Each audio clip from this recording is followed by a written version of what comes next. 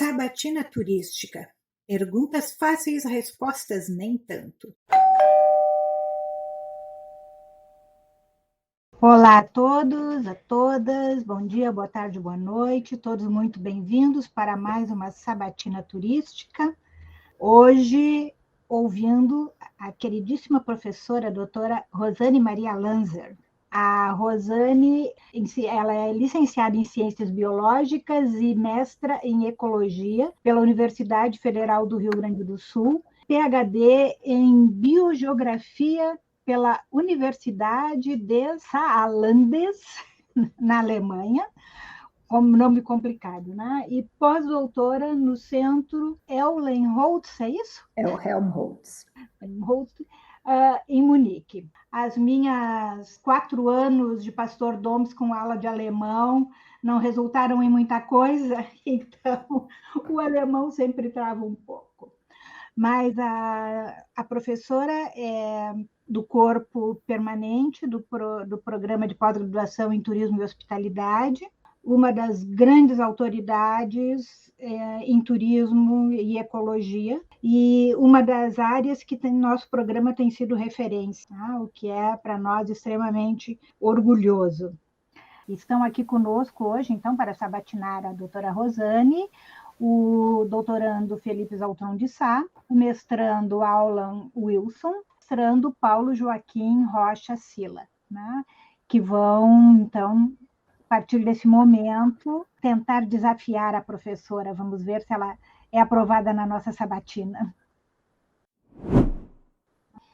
Rosane, eu vou falar em datas, né? Você se torna, entra na questão da ecologia em 77, quando a ecologia ainda era um objeto meio estranho, que tinha alguns entusiastas, não é? E com certo desdém do resto da sociedade, né? Como é que foi esse primeiro momento? Por que essa opção pela ecologia num momento em que ela ainda não era vista com toda a seriedade, digamos assim? Injustamente, por óbvio, né? Bom, primeiro, obrigada, né, pelo esse convite de vocês. É realmente uma honra participar. Eu, como graduanda em Ciências Biológicas, na verdade, para ser bem honesta, eu fiz vestibular para Engenharia Química. Naquela época, a gente podia ter umas 8 ou 10 opções, né? E a minha segunda era Ciências Biológicas. Estranho, mas é isso aí. E por coisas da vida, eu caí nas Ciências Biológicas e fiz uns cursos 2 na Engenharia. Aí vi que realmente eu gostava da Biologia. No segundo ano, eu tinha uma prima que já era bióloga e ela trabalhava na Fundação Zoobotânica. E aí eu comecei a fiz o estágio e comecei a ser bolsista. Então, eu fui do meu segundo ano até eu entrar no mestrado, eu fui bolsista na Fundação Zoobotânica. Só para explicar como eu cheguei lá. E ali nós tínhamos um grupo. Eu entrei na malacologia, que estuda moluscos, né? E o pessoal, o grupo, cada um fazia um mestrado em áreas diferentes. E aí, a minha orientadora, que era a Inga, me sugeriu, olha, tinha recém-aberto a ecologia, eu sou da segunda turma, quem sabe vai fazer ecologia, porque a gente não tinha opção. A área da zoologia só tinha a paleonto na URGS. E eu era aluna da URGS, então era a minha relação, a PUC nem tinha esses programas voltados às ciências biológicas, isso foi lá nos anos 70. Eu levei 5 anos para fazer o meu mestrado, porque naquela época a gente não tinha tempo, a gente podia ficar fazendo, né? E por isso facilitou muito para mim, porque eu fiz o mestrado em 5 anos e o doutorado em 3,5. Porque eu fiz boa parte do que eu trabalhei no mestrado, acabou sendo utilizado no doutorado. E era uma coisa, assim, diferente do que a gente tem agora, né? Imagina, lá nos anos 70.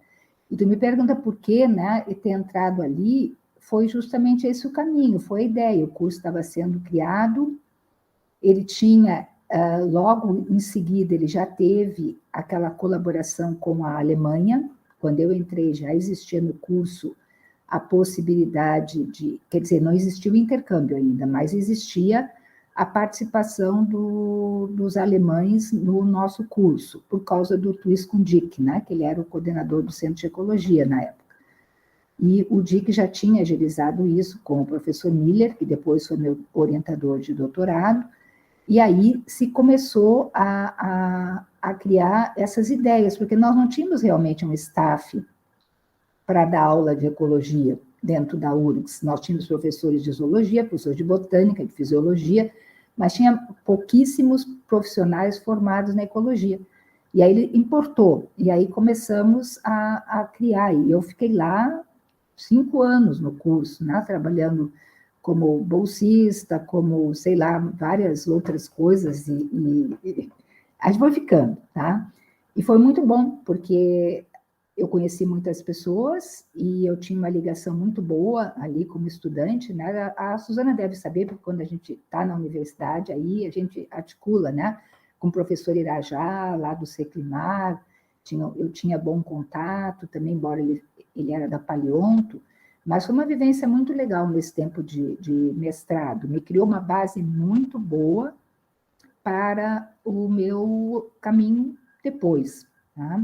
Inclusive, o professor Irajá queria me mandar para a Inglaterra para fazer mestrado, doutorado. Eu disse, não, agora eu já estou encaminhada para a Alemanha, agora eu vou para a Alemanha.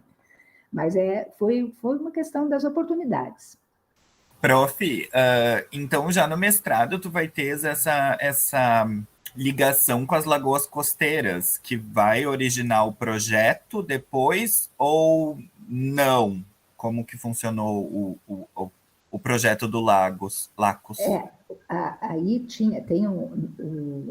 eu fiz o mestrado nas lagoas costeiras, tá? Porque era uma ideia, o Aloysio sempre conta a história que ele olhou eles vêm da geografia, né? A biogeografia ligada lá na Alemanha à geografia. E aí ele foi mandado para o Brasil nesse intercâmbio, né? Que virou meu marido depois, e ele conta que ele viu no mapa que tinha esse conjunto de lagos, e ele trabalhou com águas lá na Alemanha no doutorado dele. E aí ele veio com esse foco. E começou. Desculpa, conjunto de lagos no Rio Grande do Sul. No Rio Grande do Sul, isso. Nossos lagos costeiros, né, que vão ali de Torres até lá a Lagoa da Mangueira. Então, ele havia visto isso, se interessou e começou a fazer a livre docência dele com isso. Então, aí levou, né, todo o grupo que estava interessado em trabalhar com ele para fazer atividades na água. Nem todos fizeram nas lagoas, foi a Chomenko e eu e o Schwarzbold, eu acho que fizemos as lagoas. A Elaine também. Os outros fizeram alguma coisa em Taim, em rios, mas nos lagos fomos nós que trabalhamos. Então, vem daí esta ideia, né? E isso eu terminei o mestrado em 80, já nem sei, mas faz tanto tempo, nos anos 80, tá? Então, não, mentira, 79. Em 80, eu já estava indo para a Alemanha em 81. O Lattes disse que foi em 83. 83, tá, estou esquecida. Então tá, estou no 83. E o meu doutorado eu terminei, a entrega foi em 88, mas a última prova foi em 89. Tá? Mas daí que vem, tá? Vem a ideia, vem dali de um grupo que resolveu trabalhar. Só que, claro, o Lacos vem em 2006, eu acho que a gente faz solicitação por ali, 2000 e pouquinho, né? Então, tem aí quase um monte de tempo, 20 e tantos anos, quase 30 anos, que separa uma coisa da outra, né? Mas como a gente já tinha essa experiência na área, isso provavelmente facilitou que a gente fosse contemplado. Professora, o Paulo Sila que está falando aqui, eu vou puxar o gancho dessa revisão Lattes, né, que a gente faz de ti antes da entrevista, antes da sabatina. Eu estava verificando ali que entre 97 a 2005 tu começa a transicionar aí nas tuas publicações entre o que são os molúsculos para até um sistema de proteção e até chegar no ecoturismo, né, conservação do sistema das águas. Uma das perguntas que até eu ia deixar para um segundo momento, mas já quero te apresentar e te perguntar é, o turismo, ele, de acordo com o que tu tens visto, com o que tu tens vivido, o turismo tem protegido as águas? Nas lagoas, não, que é a minha experiência, tá? Bem ao contrário, porque não é culpa do turismo, é culpa da ocupação desordenada e da capacidade de carga, que isso a gente deixa... Como a gente conhece a costa toda, trabalhou a costa toda, o que a gente consegue ver? Isso aí vocês sabem, né? Que a questão de praia, embora as nossas praias não sejam algo tão maravilhoso, elas têm... Eu estou até escrevendo ali alguma coisa e eu puxei umas informações, até eu me assustei. Tem locais, inclusive Quintão, que é um meio assim, se me permitem dizer, fim de mundo, né? Porque não tem uma coisa muito organizada, eles têm um aumento que chega a mais de 200, 300, 400, quase 500% pelos veranistas no verão. Só que nós estamos num local que não tem infraestrutura, água, né? Tem água, mas nós precisamos de água encanada, tratamento de esgoto, e o que acontece? Ou isso é jogado na lagoa, ou é jogado no mar. E Osório, que a gente conhece muito bem, a Lagoa do Peixoto, ela recebe a Lagoa do Marcelino, onde o pessoal joga, pelo menos uma parte do esgoto é tratada, mas tem todo o pluvial que acaba dentro, né, da lagoa. Então, a Lagoa do Marcelino, ela tem uma redução enorme, assoreamento pelo lodo que fica acumulado. E ela está ligada, porque a saída vai se dar toda pelo Rio Tramandaí, mas isso sobe até a Lagoa dos Quadros, e do Quadros desce para o outro lado para desaguar no Rio Tramandaí. Então, se vocês olharem todo esse conjunto, tem uma eutrofização bárbara. Ela é bárbara. Nós temos fotos andando de barco que parece que a gente está na sopa de lentilha. Tem fotos, é verde atrás, que nem uma sopa de lentilhas, tá? Então, é isso que ocorre. Não é uma questão, é uma falta de entendimento de capacidade de carga. Tem muito mais ocupação do que o sistema pode comportar. E isso é muito claro. E ocorre muito nessa área. Quando a gente vai lá para o sul, e aí tem fazendas, e os lagos ficam no fundo de fazenda, do outro lado tem duna, então o impacto não é que ele não existe, ele existe, tá? Porque nós temos eutrofização atmosférica, mas ele é muito menor. Tem lagos ali de uma alta transparência e águas limpas, porque elas são usadas assim para o lugar do bebê, para irrigação. Tem muito poucos lugares que têm alto impacto, como a gente tem no litoral norte. Então, existe isso, sim. Esse problema com a água, ele é bem sério.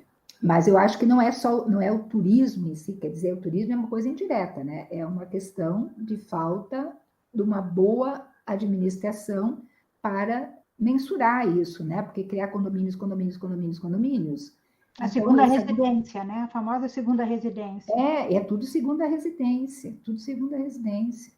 Os dados que mostram, assim, o aumento no período de verão é assustador, é mais que o dobro. Então, não tem como administrar algo assim. É interessante, é bom para a comunidade, em termos de entrada de recursos, mas, por outro lado, cria no meio ambiente um impacto muito grande. Só complementando a pergunta, mudando um pouco a perspectiva e pensando naquela ótica onde o turismo ele potencialmente pode proteger uma determinada área. Não sei se um geoparque, isso acontecendo, de fato se efetivando, tem protegido algum local que ele tem protegido águas? Olha, ali na região costeira, deixa eu te dizer, só em unidade de conservação mesmo, que aí é limitado, né? Fora isso, é muito difícil. Aí o acesso de pessoas é limitado. O acesso é limitado, porque senão não temos muita coisa. Agora, ali que é o Parque da Lagoa da Itapeva, tá? Que nós temos na ligação toda, a estação ecológica ela não é aberta à visitação, né? Então aí protege, mas a única forma é por meio de unidade de conservação. E aquilo que eu te disse das fazendas. Agora, com as fazendas, alguns lugares abrem, e aí as pessoas controlam um pouco, porque não querem uma movimentação muito grande, mas são poucos lugares. Lá para o sul é muito difícil. Normalmente o pessoal consegue acessar ambientes pela praia, pelo lado que é aberto, porque o resto é tudo fechado. É fechado com cadeado e armado, muitas vezes, né? Para ninguém entrar. Então, é uma maneira de proteger, entendeu? Mas, assim, que aí as fazendas têm, algumas recebem visitante, mas é coisa pequena daí. Aí não impacta. O problema do norte é a quantidade, é o volume que faz isso. Professora, bom, você falou de capacidade de carga, né, e em áreas naturais e sustentabilidade. A pergunta é: sustentabilidade financeira condiz com recuperação e sustentabilidade ambiental? Porque eu lembro que você, em aula, falava muito da sustentabilidade, mas que antes precisava haver a recuperação, né, inclusive em unidades de conservação que perdiam seus títulos, enfim. E podemos ainda ficar na área costeira, inclusive, e falar de capacidade de carga e a compressão, né, o esmagamento costeiro, que seria outro problema relacionado. Como fica essa questão da sustentabilidade, professora? Econômica e ambiental? Bom, eu da economia não entendo muito, né? Mas tem que fechar o tripé, né? Porque na economia temos muito ligado isso ao social também, né?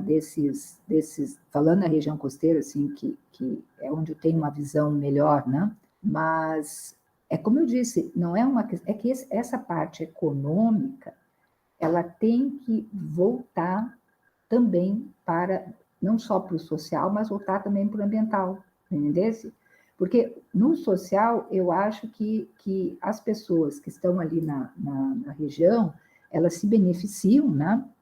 Porque é emprego, é restaurante, né? É hotelaria, é pousada, tem várias coisas com que as pessoas conseguem se manter economicamente. Só que eu acho que é um pouco da falta de uma administração que cuide disso. Alguém tem que gerenciar isso aí. E o pessoal gerencia muito a parte econômica, é onde a gente enxerga, entra recurso, entendeu? Assim, a comunidade fica bem, está satisfeita, então, de certa forma, o social também, com esse recurso social também fica contemplado, né? Porque tem o hospital, tem, sei lá, todas as ajudas que o Estado consegue dar. Mas ninguém olha muito a parte ambiental como dano, entendeu? Como prejuízo em alguma coisa, vê como ganho. E o que falta é essa dinâmica de investimento em saneamento, por exemplo. Tá? A gente não tem estações de tratamento, se joga tudo meio que se tem, e se tem, não são bem monitoradas. Alguns lugares a solução é privatizar? Eu acho que não. Tu sabe que eu falo? A gente paga tanto imposto, se a gente privatizar tudo, a gente paga para quê? Né? Eu fico pensando, eu estou vendo, e todo mundo privatiza tudo. Então, a gente paga muita coisa para ter o quê de volta, né? E, então, eu acho que privatizar não é ter responsabilidade mesmo. Eu acho que isso é uma competência do Estado, né? Porque é algo que tem que ser gerenciado pelo Estado para a gente ter segurança. Eu não sei se isso poderia ser, deveria ser privatizado. A gente não pode passar tudo para a iniciativa privada, a gente fica depois nas mãos de alguém, né? Não sei se é assim que funciona, mas eu, pela minha vivência na Alemanha, tem locais assim também, né? Que o pessoal aí, eles fecham. Tem represas, eu me lembro que até o Aloysio tinha uma aluna que fazia mestrado, eu acho, numa represa, que começou a ficar muito cheio, e que era no caso de uma prefeitura, né? Porque é tudo muito descentralizado. Mas eles fecharam o uso turístico por um bom tempo para reestruturar a situação.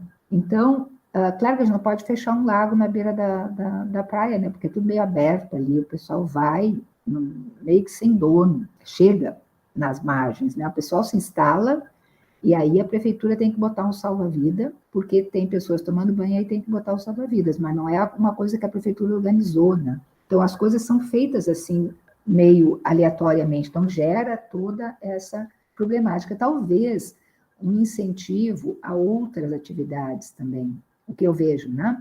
Porque muita gente faz mau uso do ambiente. O cara vem com a 4x4 ou com aqueles triciclos para andar nas dunas.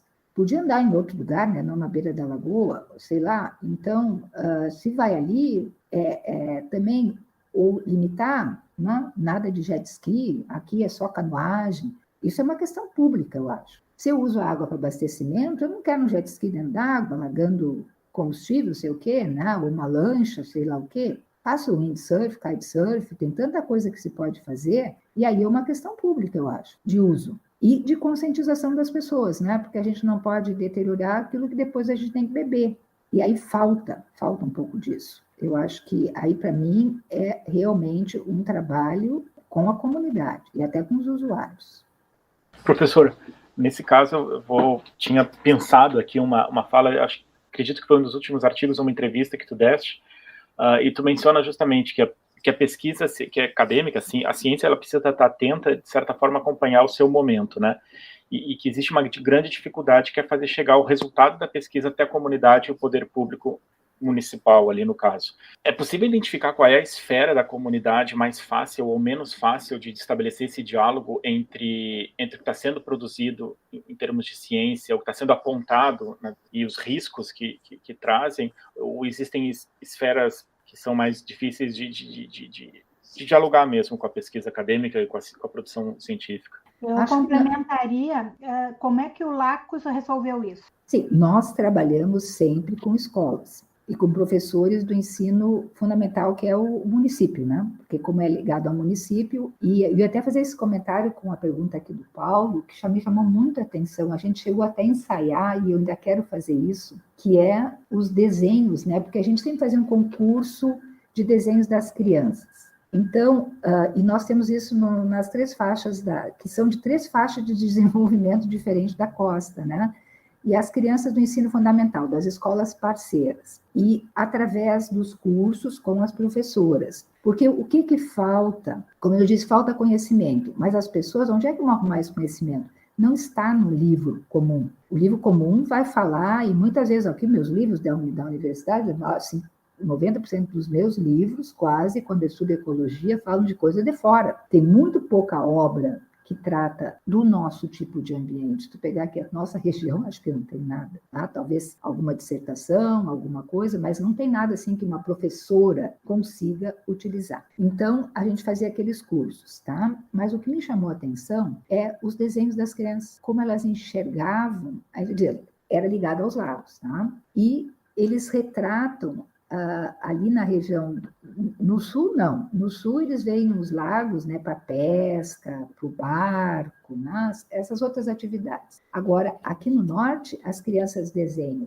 os cultivos de pinos, né, as monoculturas de pinos, desenham o lazer, as lanchas, as crianças brincando, tomando banho, o lago como um ambiente de lazer. É bem interessante de ver isso. Então, o que falta, né? Falta um conhecimento do espaço, deles aprenderem o que é o espaço deles, né? E qual a fragilidade do espaço deles. Tem que entender isso, que eles estão num ambiente que é mais suscetível do que o ambiente aqui na Serra, por exemplo. E isso não está nos livros para as professoras ensinar. Eles têm que ter essa experiência, essa convivência e de conhecer o seu espaço. Então, era a forma, como a senhora pergunta, né, que o Lacus tentava contribuir, dando esta informação e mostrando o espaço de vida deles, a riqueza de fauna, de flora, a suscetibilidade dos lagos. As pessoas acham que os lagos são fundos. O lago é fundo. A maioria não sabe nadar, então vai até bem, o lago é fundo. Fundo é relativo, né? Fundo é o Baikal, que tem 1.700 metros de profundidade. As nossas lagoas, a mais funda tem menos de 10. Então, é uma coisa relativa, né? Só que para um lago, isso é muito raso, porque o lago tem tempo de vida, é um ambiente efêmero. Então, essas coisas as pessoas têm que saber. conhecer quem é que vive, que tipo de ambiente tem, quem são os organismos que vivem, qual é a importância que eles têm, por que eu tenho que manter esse espaço como um espaço de vida para esses outros seres, né? Quais os usos mais adequados? Não que a gente não pode ter tudo intacto, eu não acho que isso seja coisa que vai nos salvar, mas a gente não precisa detonar tudo ao mesmo tempo, né? A gente pode ter destinos diferentes para coisas diferentes, e planejar, é que não tem planejamento, é tudo feito, vou usar uma palavra bem simples assim, à la louca, tá? Porque ninguém pensa no amanhã, a coisa é muito imediatista. Hoje eu tenho esse recurso, agora está poluído. Quanto custa para limpar esse negócio? Se é que pode. Ninguém faça conta. Ali no litoral norte, o pessoal vai se afogar. Eles não vão ter mais recursos. A única água doce que eles têm é a que desce da serra e abastece os lagos. Então, se a gente polui os lagos, vão tirar água de onde? Poço, eles não vão muito longe, porque vai muito para baixo, a água é salgada. Tem vários poços comprometidos. Meu colega lá da URGS, que é geólogo, que trabalhou no projeto, fez os poços. E nós fizemos toxicidade dos poços aqui no nosso laboratório. E mostra que muitos têm problema. Não é assim que a minha água do poço. O poço também tem, a gente não enxerga, né, mas tem problema. Não tem bichinho, mas tem coisas, né? Tem metais.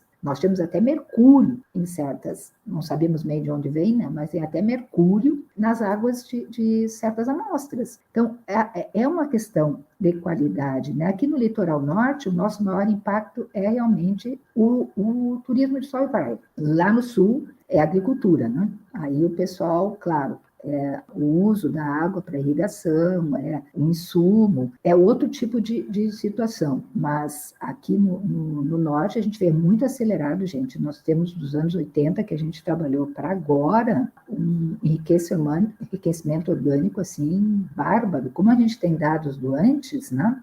É fácil de ver o impacto que essa exploração urbana, né, essa urbanização tornou ao nosso litoral norte, provocou no sistema dos lagos. Prof, trazendo essa questão da própria urbanização, a gente tem o sul aqui, o Rio Grande do Sul, basicamente todo o litoral não foi planejado, né? Ele foi, entre aspas, invadido, assim, e foram se realocando como deu. E um dos grandes problemas tanto no turismo quanto nas destinações turísticas, quanto nas próprias cidades, é a questão da água, né? A gente tem um grande recurso hídrico no Brasil, né? Vários recursos hídricos que aos poucos estão se esgotando e não há possibilidade de renovação tão rápida quanto parece. Assim, a gente teve essas crises hídricas agora no início do ano, por exemplo.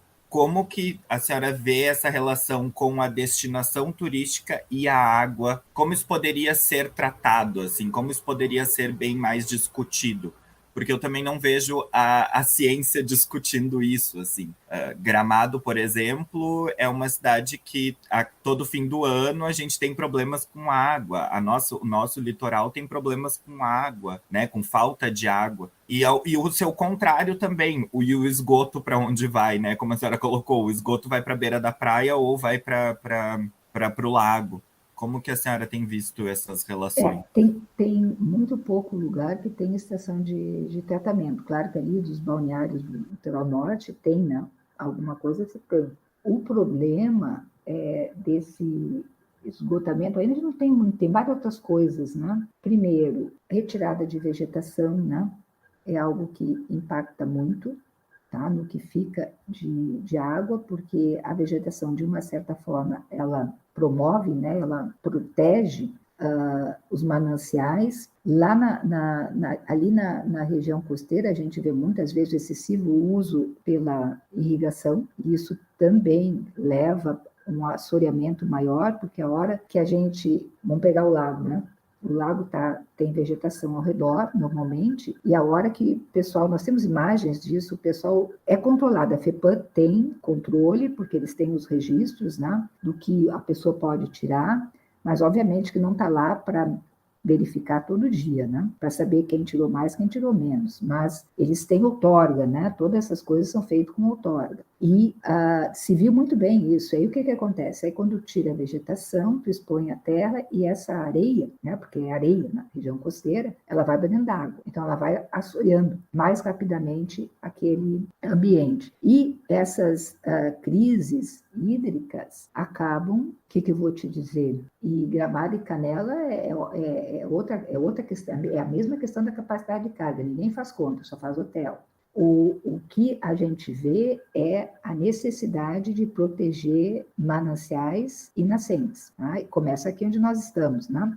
Que a água, tem que a gente diz, a água nunca sobe, ela desce. Então, tudo que está aqui vai abastecer lá embaixo, tá? Vai abastecer a planície, porque o deságue é na planície. A escassez a gente não pode evitar. Isso aí é uma coisa cíclica, né? Nós vamos ter, entre o balanço da precipitação e a evaporação, mesmo ali na região costeira, a gente vê, às vezes, leves déficits. Significa que eu tenho uma evaporação maior, né, do que uma precipitação em determinados momentos. E quando isso é crítico, eu vou ter aquelas zonas, né, que nos climatogramas aparecem períodos de seca. Tá? Nós não temos seca aqui no nosso estado, a gente chama isso de estiagem, né, porque seca tem lá no Nordeste, tem período seca, chuva. Então, nós temos períodos de estiagem prolongado. E isso nós vamos ter por conta até das mudanças que a gente tem. Como administrar isso é difícil. Isso não é muito fácil, porque não é algo muito previsível. Mas tu tem que ter medidas, como faz no Nordeste, de acumulação de água de qualidade, de maior permeabilidade, né? O que se faz muito pouco também, né? Que eu vejo é usar, e está se fazendo agora, né? Em certas áreas, até aqui na universidade, eu vi que eles pavimentaram ali uma área, tudo com capacidade de percolação, né? Então, isso garante abastecimento do lençol freático. Quando corre, né, e causa erosão, muitas vezes a gente perde e acaba diminuindo a qualidade desse recurso hídrico. Então, o percolar é algo importante. Então, tu tem que trabalhar com muitas frentes. Na área da construção civil, na área de guardar água, no campo, na erosão, no desmatamento. Tu tem muitas formas de proteger a água. E tem que investir em todas essas frentes, em todos os lados, cada região com a sua possibilidade, né? Nós aqui temos que realmente proteger, porque o que acontece quando tu não tem mais uma vegetação na beira de uma água, né? Todo aquele vai assoreando, e aquilo vai perdendo a capacidade de... A água existe, mas ela não vai estar disponível. Entendeu? Então, que a gente sabe, o nosso planeta, ele tem uma certa quantidade de água, e aquilo que tem, vai ciclar só. Então, vai chover num lado e secar no outro, mas não aumenta nem diminui, entendeu? Senão nós vamos ficar sem a água. A questão é como essa água está. Esse é o ponto. O nosso tempo vai se escoando, né? A conversa é boa, a vontade é de ficar horas a fio. Então, infelizmente, vamos para a nossa última rodada. Peço que o Alan comece. Obrigado, professora Sur. Bom, tem tantas perguntas, professora, eu vou escolher uma aqui. Tua experiência na Alemanha e tua experiência no Brasil, similaridades que você percebeu, qualidades na academia alemã e na academia brasileira. Quais foram similaridades? Aí tem que pensar bastante. Tem mais dissimilaridades do que similaridades. A academia da Alemanha ela é extremamente rígida. É algo bem doloroso até, porque, primeiro, para fazer doutorado, não é qualquer um. E eu vou dizer que não fazem, porque eu tive vários colegas, dos meus colegas brasileiros que foram, todos fizeram, tá? Porque aí são outro esquema, nós éramos estrangeiros, né? Mas, mesmo que é difícil, quando eu fiz doutorado, a gente não só entregava uma tese, como a gente tinha que fazer uma prova oral em 3 áreas. E eu fiz biogeografia com meu professor, zoologia com o professor lá da zoologia, que eu nem conhecia, e fiz limnologia, a coisa das águas, né, com o professor Fittkau lá em Munique. A área principal, 1 hora de arguição, e as áreas laterais, que eram, no caso, zoo e limno, meia hora de arguição. Gente, era para morrer. Então, é o que eles chamavam de rigoroso, e era rigoroso mesmo. Então, aí tinha muito alemão que estudou comigo, estava lá comigo, né, porque não tem curso, tem liberdade total. E muita gente não sabe trabalhar com isso. Então, essa é a coisa que eu vejo. Aqui, A gente tem o Brett, né? A gente tem um orientador que está sempre ali puxando, não fez, vai lá. Lá não tem isso, vire-se. Eu falei com o meu orientador, quando eu cheguei, uma vez no meio, e ele me avaliou. Eu sempre conto isso para os alunos, ele me deu nota. Então, é muito diferente, não tem alguém que carrega com a mão. E muitos dos colegas alemães ficavam, né, se perdendo, ficavam por ali e acabaram não fazendo doutorado. Eu tenho pelo menos uns 3 que eram meus contemporâneos, tinha um argentino também, 4 com um argentino, que eram contemporâneos que nunca terminaram. Então, é diferente, entendeu? Há uma rigidez muito maior. E se trabalha, não dá para comparar, porque as pessoas também são diferentes, né? Já vêm educadas diferentes. Então, é algo que eu vi assim, que algumas coisas eu gostava, outras, obviamente, que não me era tão tudo agrado, né? Porque a gente vem educado de um outro sistema, mas a gente tem que dançar na música. Não tem o que fazer, né? Como diz lá na ecologia, a gente diz, quem não se adapta, se extingue. Eu digo sempre para os alunos isso. Se vocês não se adaptam, vão se extinguir, tá? Então, era isso. Ou o cara se adapta ao sistema ou cai fora. E essa era a maior dificuldade, tá? Eu fiz muito bons amigos, por incrível que pareça. Eu tenho amigos até hoje, a gente se comunica agora por WhatsApp, né? Até hoje, inclusive quando eu fui fazer o pós-doc, que eu fui para Munique, lá para o Helmholtz, eu não conhecia ninguém. Fiz amizades, fui jantar com as pessoas, mas assim, fizeram uma festa quando eu fui, fomos para um Biergarten.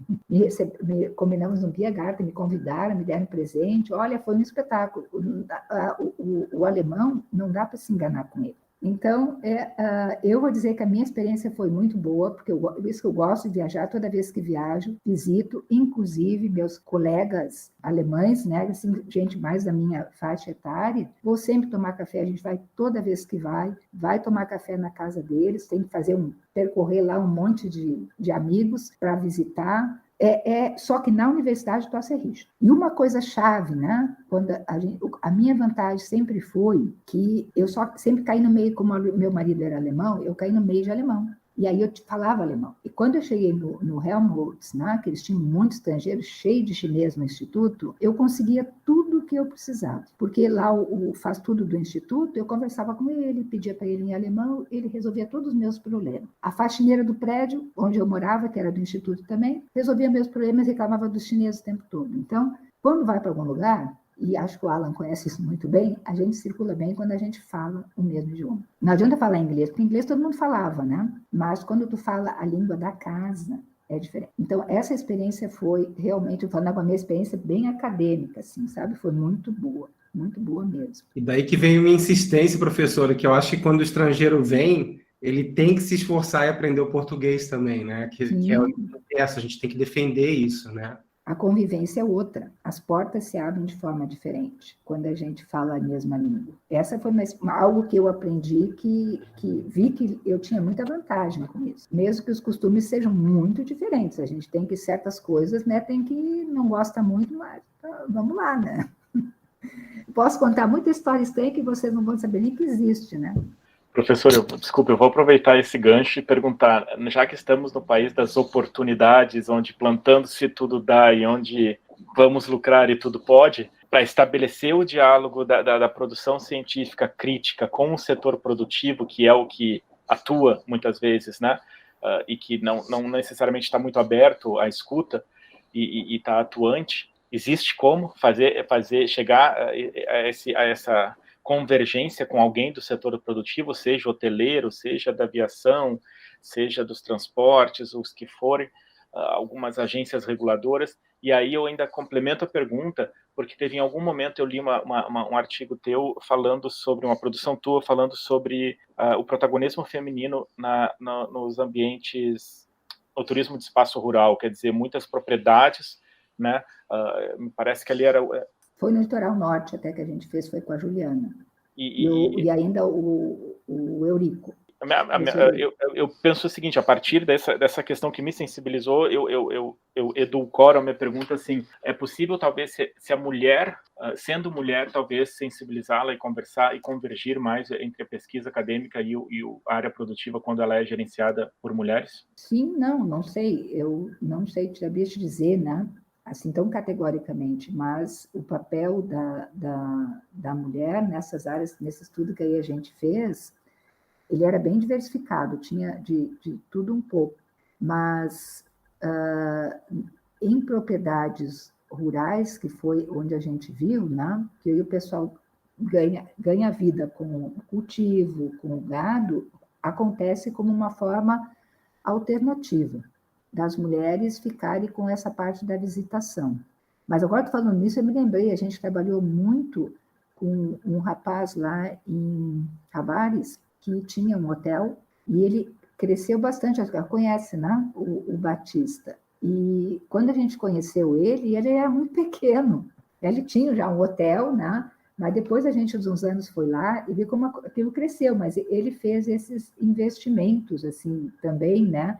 Aí ele botou Jeep, né? Isso, começou com Jeep. Foi empreendedor. Isso aí, muito empreendedor, né?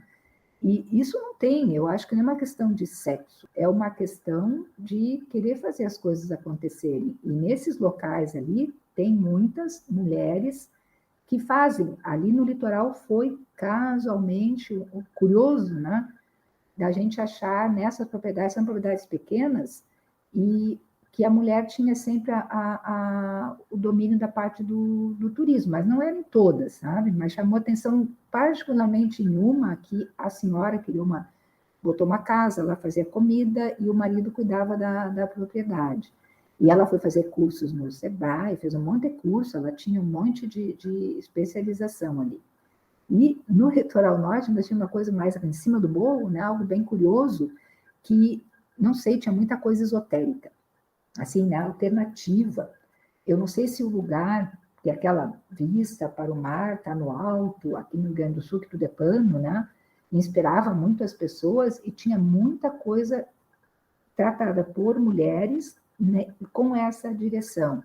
Tinha uma senhora que tratava com chás, a outra tinha uma pousada muito assim, alternativa, com coisas holísticas, muito diferenciado, sabe? E às vezes só a mulher, não tendo o personagem masculino junto, ela como uma iniciativa.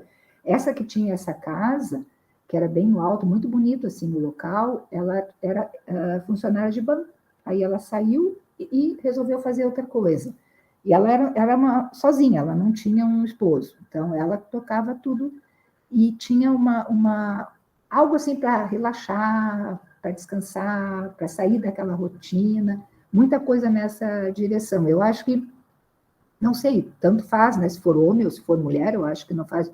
Casualmente, ali eram mulheres, tá?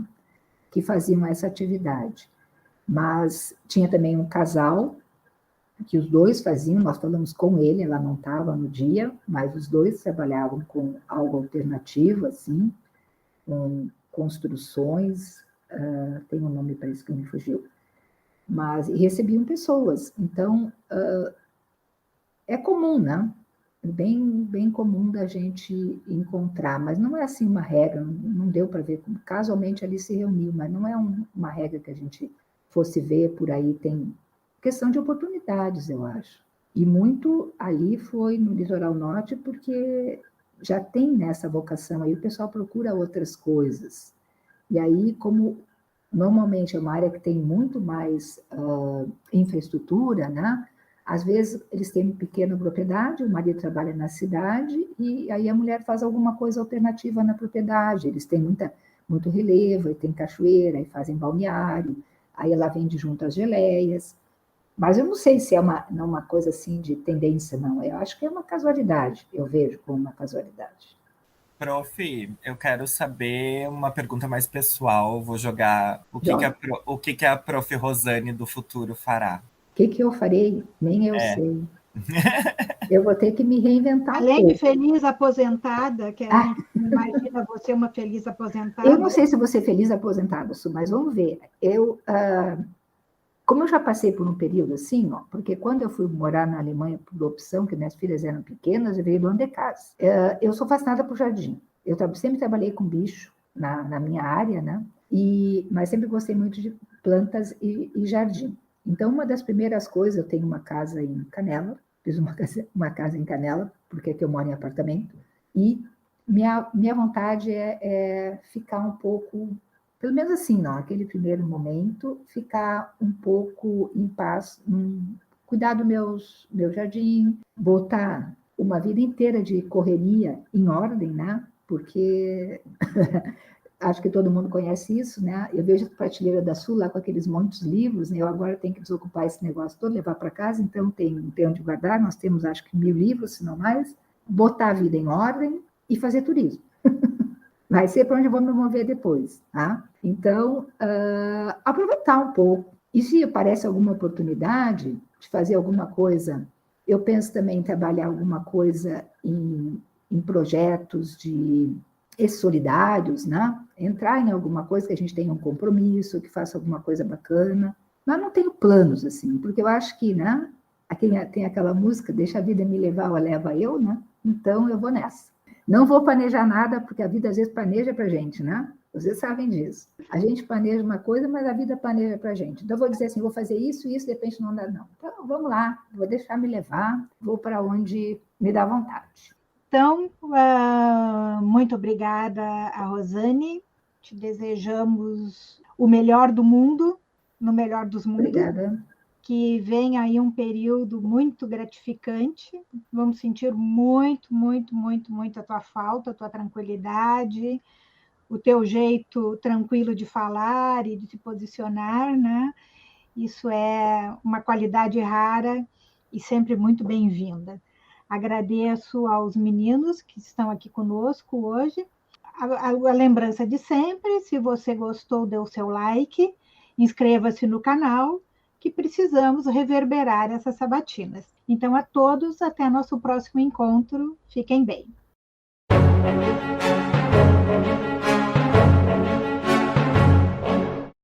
Você ouviu o podcast Sabatina Turística, uma produção da revista Rosa dos Ventos, Turismo e Hospitalidade, que busca promover a divulgação científica.